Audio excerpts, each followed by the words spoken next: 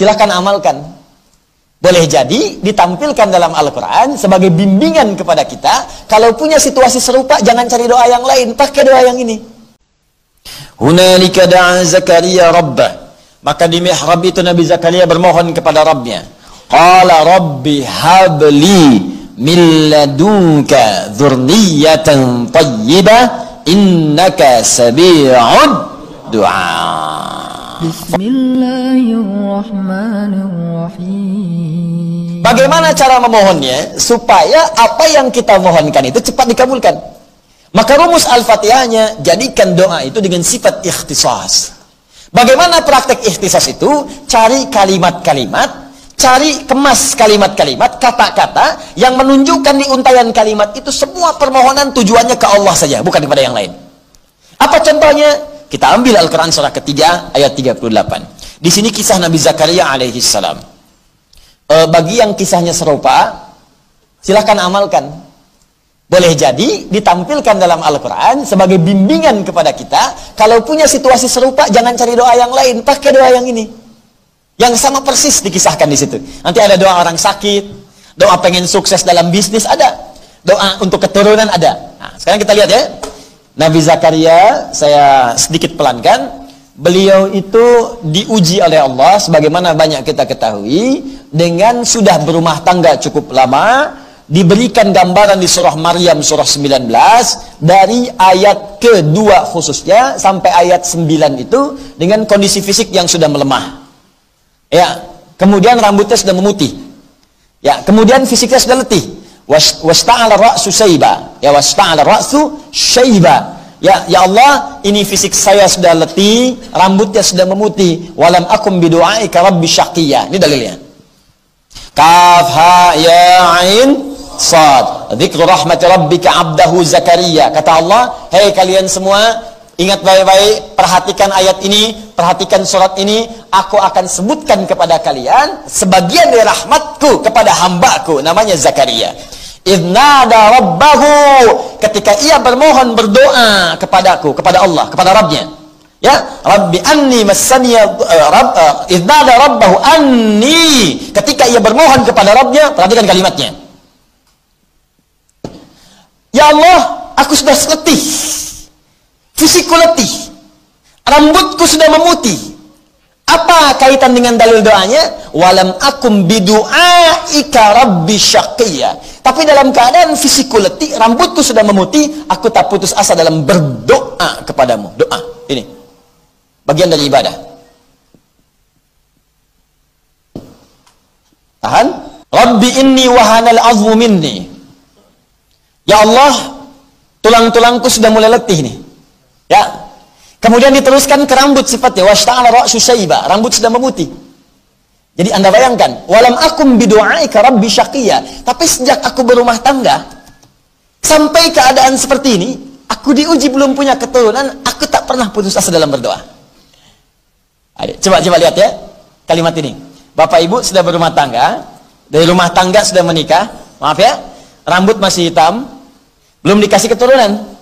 Sampai rambut sudah putih, fisik sudah letih, artinya sudah sepuh, ya. Tapi dalam kondisi itu pun masih yakin dengan Allah. Nggak pernah berpikir yang lain, nggak pernah minta-minta kepada yang lain. Masih yakin, saya khususkan doa saya kepada Allah saja. Saya yakin pasti dijawab. Ini adab yang pertama. Jadi ikhtisas yang pertama itu, kalau Anda ingin memohon sesuatu, maka hadirkan puncak harapan kita yang paling dalam hanya kepada Allah saja. Walaupun situasi yang dihadapi oleh kita, kata orang mustahil. Ya biarin aja orang bilang apa. Ini Nabi Zakaria lebih dahsyat lagi. Rambut memutih, fisik sudah letih, istrinya divonis oleh medis sudah monopos dan mandul. Jadi kata medis gak mungkin punya keturunan. Tapi apa yang menjadikan beliau kemudian begitu yakin doanya akan dikabul? Ini ikhtisas ini. Mustahil bagi manusia, tidak ada yang mustahil bagi Allah Subhanahu wa taala. Maka dihadirkan puncak keyakinan yang paling dalam. Saya ingin khususkan permohonan pada Allah saja yang tidak punya batas mustahil dalam kehidupan. Setelah ada keyakinan kuat ini, baru kalimatnya muncul. Perhatikan kalimatnya di Quran surah ketiga ayat 38. Fokus baik-baik. Hunalika da'a Zakaria rabbah. Maka di mihrab itu Nabi Zakaria bermohon kepada Rabbnya. Qala rabbi habli min ladunka dzurriyyatan thayyibah innaka sami'ud du'a. Fokus baik-baik. Ya, saya terjemahkan dulu. Qala rabbi habli. Ya Allah yang tidak punya batas dalam pemberian, mohon anugerahkan kepadaku keturunan. Min ladunka, dari sisimu saja. Karena orang lain mengatakan kau nggak mungkin punya keturunan. Secara medis ditolak.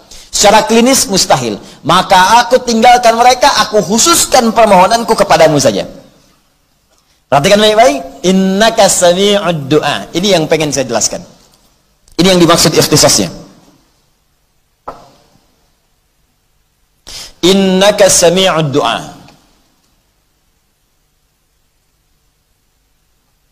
Innaka sami'ud du'a.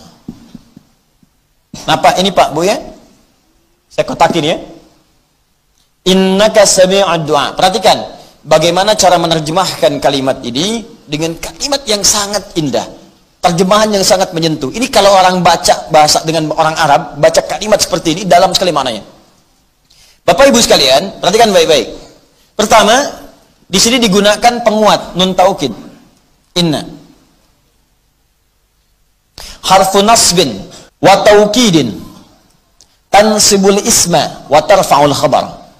Harfu nasbin, huruf yang menasabkan. Kalau di ilmu nahwu menasabkan kalimat setelahnya menjadi fathah. Tapi kalau di ilmu lughah ini bukan sekedar menasabkan, menjadikan harokat setelahnya fathah. Misal, inna setelahnya ada masjid, harokat di ujungnya fathah. Innal masjida, pasti a, fathah, fathah, fathah. Itu nahwu. Tapi kalau ngaji ilmu lughah, nasbin itu artinya menguatkan, menancapkan sesuatu kepada jiwa. Orang Arab mengatakan nasabar rajulu asahu alal ardi. Seorang lelaki menancapkan tongkatnya ke bumi begini. Nancap, kuat. Sehingga gak goyah. Nah, kalau kalimat menggunakan inna, itu artinya kita ingin mengungkapkan sesuatu dengan kuat. Saking kuatnya kita tancapkan keyakinan dalam hati kita. Ya, jadi kalau dalam bahasa kita begini, ya Allah, saya yakin seyakin-yakinnya. Dan saya tancapkan keyakinan itu di hati saya. Kak, cuman Engkau ya Allah.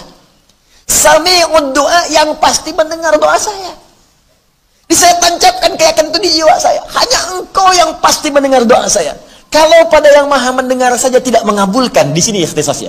Kalau pada yang maha mendengar saja tidak mengabulkan, lantas kepada siapa lagi aku mesti memohon? Dalam sekali. Di ketika mengkhususkan sesuatu minta kepada Allah, dicarilah oleh Anda semua kalimat yang sangat menyentuh, yang dengan kalimat itu sulit rasanya untuk mengelak. Dan sulit rasanya untuk ditolak. Ya, bagaimana Allah bisa menolak dengan kalimat seperti ini? Perhatikan, ya Allah, aku tancapkan keyakinan yang paling dalam bahwa hanya Engkau yang maha mendengar doa saya. Kalau yang maha mendengar saja tidak mengabulkan doaku, lantas kepada siapa lagi aku mesti meminta?